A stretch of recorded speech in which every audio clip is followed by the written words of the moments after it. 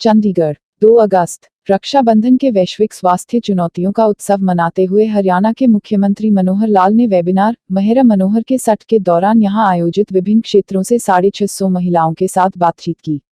मुख्यमंत्री ने रक्षाबंधन के महत्व पर प्रकाश डाला। भाई और बहन का रिश्ता खास है और रक्षाबंधन के अवसर पर मैं सभी को अपनी शुभकामनाएं देता हूं।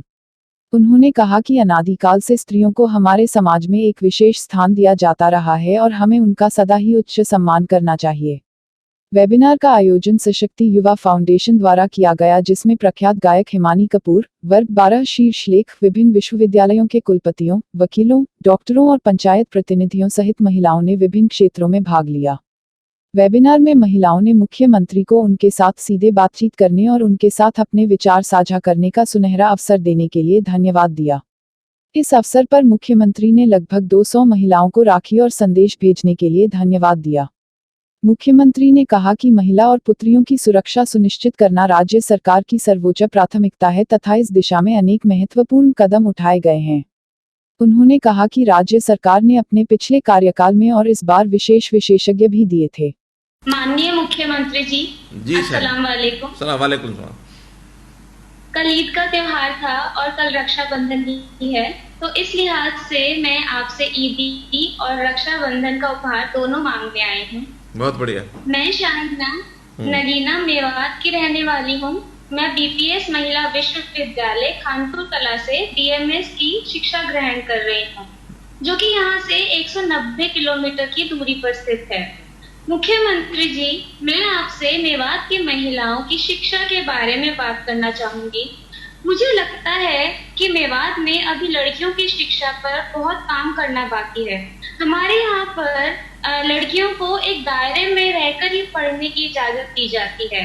कम विकसित होने के कारण और आमदनी भी कम होने के कारण दूर स्थित सरकारी कॉलेज और प्राइवेट कॉलेजेस में पढ़ाना बहुत मुश्किल हो रहा है। हमारे यहाँ पर लड़कियों के लिए केवल 2 ही सरकारी कॉलेज हैं।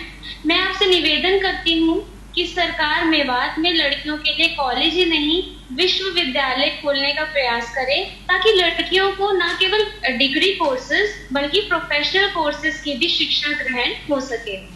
हरियाणा के उज्जवल भविष्य के लिए लड़के नहीं लड़कियों दोनों का शिक्षा उत्थान होना जरूरी है। अतः मैं आपसे निवेदन करती हूँ कि मेरे जरिए से रखी गई मेवात की बात पर गौर फरमाया जाए। शुक्रिया। शाहीन खान बहन, बहुत सा आपने एक अच्छा विषय आज के इस कार्यक्रम में पूछा है। जो नूंह जिला है, जिसको मेवात जिला भी कहते हैं, ये हरियाणा का एक पिछड़ा जिला है। ये सबको पता है, आपको भी पता है, हमको भी पता है। और इस पर ध्यान केवल हमारा ही नहीं है, बल्कि देश के प्रधानमंत्री जी का भी इस पर ध्यान है, क्योंकि देश के अंदर जो 115 जिलों की एक लिस्ट बनाई गई है, जो जिनको एस्पिरेशनल डिस्ट्रिक्ट्स कहा गया है, उसमें नूंह भी एक है।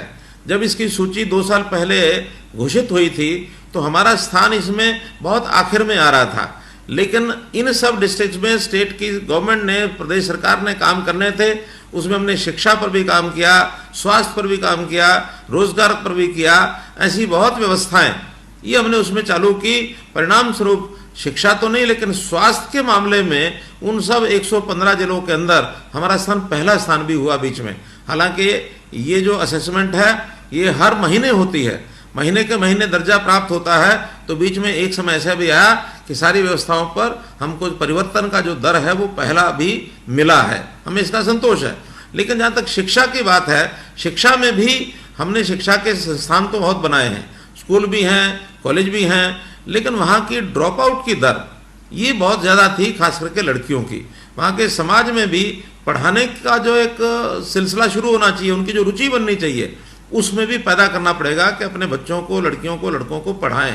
और खास करके जो आज की शिक्षा है इसके अंदर उनको भेजें। कुछ वहाँ के रूढ़िवादी लोग ऐसे भी हैं जो सरकारी स्कूलों में अथवा प्राइवेट स्कूल जो आज की शिक्षा दे रहे हैं, उसकी बजाय मदरसों में भेजने की एक व्यवस्था बनी रहती है।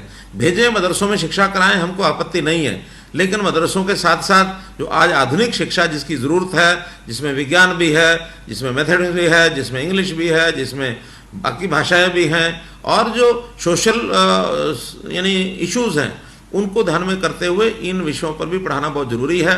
स्कूलों की संख्या हमारी पर्याप्त है, वहाँ पर मेवात डेवलपमेंट एजेंसी के माध्यम से स्कूलों के अंदर शिक्षा दी जा रही है। वहाँ मेडिकल कॉलेज भी जैसा आपने देखा वहाँ पर है, पॉलिटेक्निक कॉलेज भी वहाँ पर है, तो शिक्षा धीरे धीरे बढ़ रही है। और जैसा आपकी जानकारी के लिए मैंने अभी बताया, एक कॉलेज जो 10 मैंने कल घोषणा करने हैं, उसमें एक कॉलेज फिरोजपुर झिरका, एक प्राइवेट कॉलेज वहाँ पहले से है, लेकिन सरकारी स्कूल फिरोजपुर झिरका में भी कल उसकी घोषणा हो जाएगी, बहुत जल्दी उसका भी हम काम शुरू कर देंगे। तो हम चाहते हैं शिक्षा, स्वास्थ्य, वहाँ का विकास, वहाँ पानी की समस्याएं बहुत है, उस समस्या को कैसे हल करना, वहाँ अपराध वृत्ति भी ज़्यादा है उसको भी ठीक करना, क्योंकि मेवात जिला हमारे सब जिलों में थोड़ा पीछे, इसको कैसे मुख्य धारा में लाना। आज प्रति व्यक्ति आय हमारी मेवात की, नूह जिले की सबसे कम है, पास लगता सीमाएं लगती हैं गुड़गांव जिला, उसकी हरियाणा में सबसे ज़्यादा है। तो दोनों कंट्रास्ट हैं। इसको दूर करने के लिए हमने वहाँ यंग ऑफिसर्स भेजे हैं। अब वहाँ चूँकि कठिनाइयाँ काफ़ी पहले से लोगों को आती थी, तो जो सरकारी कर्मचारी है वो वहाँ जाता नहीं था, आज सरकारी कर्मचारी भी वहाँ जाने लगे हैं।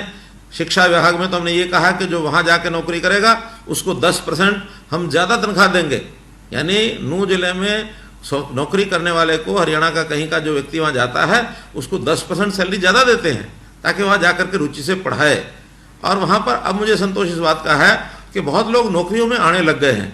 पिछले दिनों में क्लर्क की नौकरी लगी तब भी वहाँ आ गए, जूनियर इंजीनियर वो वहाँ आए हैं। तो ऐसी सब नौकरियों में मेवात का प्रदर्शन धीरे धीरे बढ़ रहा है। ये और आगे कैसे बढ़े इसकी चिंता जैसे आपने की हम भी कर रहे हैं। उसमें मूलभूत शिक्षा, स्वास्थ्य और अनीमिया जैसी जो बीमारियां हैं वहाँ बच्चों और महिलाओं में ज़्यादा हैं, उनको भी अनीमिया की कमी है उसको दूर करने के लिए हम अभियान चला रहे हैं। और मैं आशा करता हूं कि नूह जिला बहुत जल्दी हरियाणा के सभी जिलों के बराबर मुख्यधारा में आ जाएगा। इस बार का ये रक्षा सूत्र का कार्यक्रम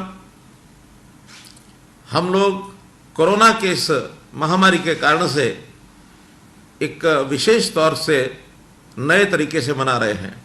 वरना तो हर वर्ष मेरे निवास पर हमारी बहुत सी बहनें, बालिकाएं ये यहाँ उपस्थित होती थी, जिनके हाथों से मैं रक्षा सूत्र बंधवा करके और इस कार्यक्रम को करता था। वैसे आज भी हमारी 10 बहनें, कुछ जो हमारे अनाथ आश्रम हैं, ऐसे जो बालकों के बालकुंज इस प्रकार की जो व्यवस्था में रहने वाले हमारे ऑर्फन बेटियां हैं, ऐसी जो बालिकाएं हैं, उन्होंने आके मुझे रक्षा सूत्र बांधा। और कल भी government college for women Panchkula से वहाँ जा कर के भी हमारी वहाँ की छात्राएं वो रक्षा सूत्र बांधेंगी। और उस स्थान के ऊपर विशेष तौर पर मैं हरियाणा के अंदर 10 नए गवर्नमेंट कॉलेज इनकी घोषणा करने वाला हूँ, क्योंकि हमने एक संकल्प लिया था कि हरियाणा में हम छात्राओं की शिक्षा, बालिकाओं की शिक्षा, इसके प्रति कटिबद्ध है।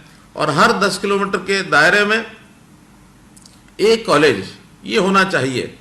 शायद 10 किलोमीटर के दायरे में सब जगह ना भी पहुंचे हों, तो 15 किलोमीटर का दायरा ये कल 10 नए कॉलेज खोलने के बाद पूर्ण हो जाएगा।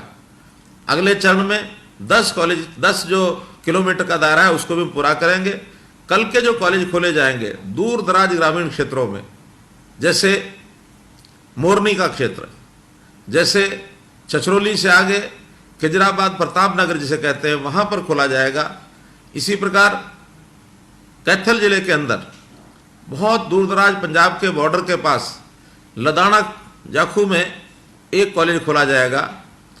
जींद में छात्र गांव में एक कॉलेज खोला जाएगा। बड़ौदा में 2 कॉलेज ऐसे खोले जाएंगे। फिरोजपुर झिरका में एक कॉलेज खोला जाएगा। भिवानी जिले में ईसरवाल एक गांव बहुत दूर इंटीरियर में है, वहाँ एक खोला जाएगा। गोरीवाला सिरसा जिला में कॉलेज खोला जाएगा। अग्रोहा में आज तक कॉलेज नहीं खोला, वहाँ एक कॉलेज खोला जाएगा। ऐसे कुल मिलाकर के 10 कॉलेज की कल ये रचना की गई है।